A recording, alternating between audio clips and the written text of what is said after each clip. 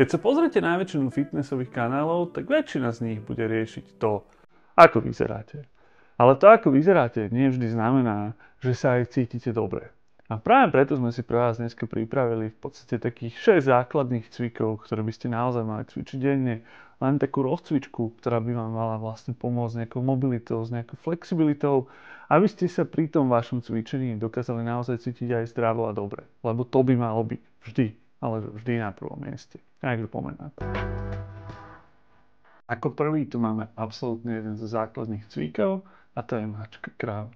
Je to cvik, ktorý nám má pomôcť precvičiť ako keby plnú flexiu aj extenziu chrbtice. A je naozaj dôležité, aby nám toto fungovalo aj v veľmi zložitých cvikoch, ako sú stojky, mostiky, ale aj trepy, mŕtve ťahy a podobne. Veľmi dôležité je však pochopiť, že nejde len o to, aby ste sa hýbali hore-dole, ale aj o to, aby ste tú chrbticu dokázali plne ovládať, tak ako vidíte tu. Čiže keď napríklad musím vedieť ako keby zablokovať pohyb v hrudnej chrbtici a hýbať len spodkom a naopak. Zablokujem driekovú chrbticu a viem používať len lopatky. Zároveň si dávajte pozor, že pri tej hornej pozícii, kde ste v mačke, by vám ramena nikdy nemali vyletieť k ušiam, pretože tento pohyb je skôr ako keby celkovo preťažovaný a väčšina z vás má skôr problém s krkom kvôli tomu, že tej trápezy zapája až moc. Ako ďalším zo základných cvikov, ktoré by sme mali denne robiť, je tu 90-90. Je to interná a externá rotácia bedra, ktorú potrebujete naozaj na neuveriteľne veľa vecí, od drepov cez mŕtve ťahy, ale aj cez obyčajné predklony, v podstate chôdzu a podobne. Ak ste veľmi tuhí, zo začiatku samozrejme môžete zostávať iba pasívne v tej prednej pozícii, aby ste si natiahli vlastne zadok a rozcvičili to bedro, no postupne je dobré prejsť aj na pohyb. Dôležité však je, aby ste vždy zostali s pekným, krásnym vystretým chrbtom, aby pohyb vychádzal naozaj len z bedra a neťahali ste to krížami alebo hrudnou chrbticou, nebodaj krkom. Najťažšia varianta je potom samozrejme bez držania, tak ako vidíte teraz cvičiť lytku.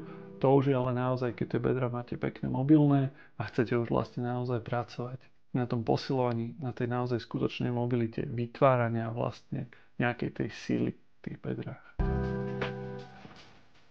Ďalším veľmi dôležitým cvikom je Jefferson Curl, pri ktorom dochádza takému postupnému rolovaniu až dole na zem, vlastne predklonu, natiahnutiu nôh, natiahnutiu zadku a potom jeho spevneniu toho spinálneho svalstva chrbtice. Samozrejme, takéto niečo je pre niekoho, ktorý má problémy s krížami, veľmi ťažké, práve preto sa začína tiež len s pasívnou verziou, kde je ale veľmi dôležité, aby ste ten chrbát nemali absolútne napnutý, aby sa mohol vlastne naťahovať, tak ako vidíte tu.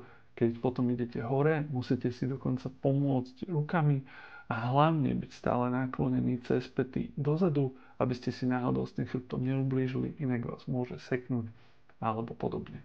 Postupne, však keď už zvládate, tak by ste sa mali začať vlastne aj hýbať, tak ako vidíte tu už lytku, kde ide o plné opakovania, aby sa vám nejaká tie svalstvo aj tvorilo a tým pádom ste vytvorili aj nejakú kapacitu na nejaký zlý pohyb cez ten život. Ďalším extrémne dôležitým prvkom je extenzia bedra a natiahnutie kvadricepsu. A na to je práve couch stretch. Z začiatku by ste si mali sústrediť hlavne na to bedro, teda na tú extenziu bedra, tak ako vidíte tu, to je zákon skláčaceho bojovníka z jogy, ale postupne by ste mali prechádzať aj na natiahnutie toho kvadricepsu, či už takouto formou naozaj toho couch stretchu, kedy si nohu vyložíte na niečo vyššie a snažíte sa ísť ako keby dozadu, alebo potom touto ťažšou formou lizarda alebo prechytenia sa takto za nohu, ako vidíte tu. Dôležité je však to, aby ste vždycky mali stiahnutý zadok a pretlačili sa cez bedro. V žiadnom prípade nie cez chrbát, pretože to je práve dôvod, prečo vás ten chrbát môže bolieť, že namiesto bedra používate na záklony spodný chrbát, teda krížovú oblasť. Ďalšou kapitolou sú cviky na otváranie hrude. Keďže väčšina z nás funguje v nejakých predklonoch, pozerá do počítača, do telefónu a podobne, tak sú naozaj veľmi dôležité a mali by sme ich robiť každý deň ako kompenzáciu. Najzákladnejším z nich je papi, pretože tam vlastne pasívne strečujete a nesnažíte sa teda len dole, ale ako keby dole a jemne dozadu, aby ste natiahli aj latissimus. Potom už tu máme aktívnejšie cviky ako je swinga a postupne, keď sa dostanete, tak sa dostanete aj ku kobre. Dôležité pri swinge a kobre je pochopiť ale to, že pohyb by mal stále vychádzať z hrude, to znamená, že chrbát aj zadok mám uvoľnený a snažím sa ako keby prsia ťahať dopredu a jemne hore, nezalomovať sa v hlave dozadu, ale pekne krk je predĺžením chrbtice. Posledným, no nie menej dôležitým cvikom sú rotácie chrbtice. Najzákladnejším cvikom je takýto twist na zemi, kde vám vlastne tá zem pomáha udržať tú líniu bokov na tom istom mieste a pekne otvárať tú chrbticu do rotácie. Dávajte pozor na to, aby ste tými bokmi nehýbali moc a ten tlak naozaj zostal pekne v tej chrbtici. Pokiaľ máte problém, kľudne si medzi nami môžete dať nejaký vankúš a podložiť sa. Nesnažte sa za každých okolností dotknúť zeme, a snažte sa pekne zrotovať tú chrbticu. Ako druhou ťažšou variantou je už rotovanie hrudnej chrbtice v mačke, ktoré vyžadujú trošku viacej sily a stabilizácie aj v lopatke, kde sa potrebujete hlavne vyťahovať smerom aj hore a zase boky sa snažiť nehať na tej istej línii a hýbať sa len v tej chrbtici.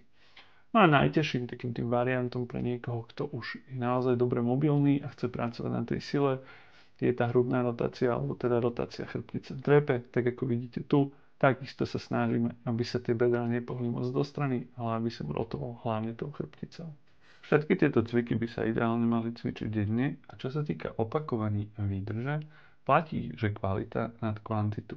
Ale tých opakovania by malo byť okolo 10, v výdržiach by ste mali vedieť vydržať od 20 do 40 sekúnd. Samozrejme, ideálne by bolo spraviť 2 série, ale aj jedna je lepšia ako nič, hlavne pri ľuďoch, ktorí nemajú dostatok času. V prípade, že chcete, môžete samozrejme cvičiť aj ráno, aj večer. Ráno kvôli tomu, aby ste sa rozhýbali, ale vtedy naozaj pozor, pretože ste tuchší a naozaj to nepretláčať nejak silovo. A večer zase kvôli tomu, aby ste taký skrátený nešli spať. Pokiaľ sa vám video páčilo, určite nám dajte follow alebo like, nech vám podobné videá neujdu ani v budúcnosti.